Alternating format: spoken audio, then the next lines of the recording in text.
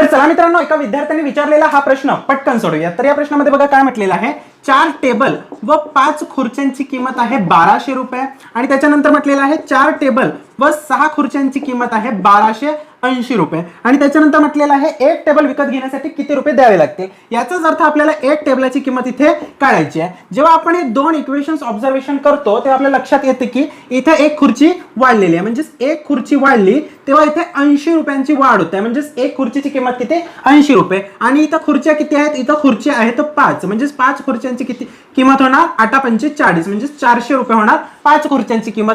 आणि यामधून जर आपण 5 खुर्च्यांची किंमत वजा केली म्हणजे 400 रुपये वजा केली तर उरतील किती, इथे उरतील 800 रुपये। तर हे जे 800 रुपये आहे ते 4 टेबलांची किंमत असणार आहे। 4 टेबलांची किंमत किती 800 रुपये, म्हणजे एक टेबलाची किंमत किती होणार 200 रुपये। तर अशा पद्धतीने फास्ट मध्ये आपण या प्रश्नाचं उत्तर काढू शकतो।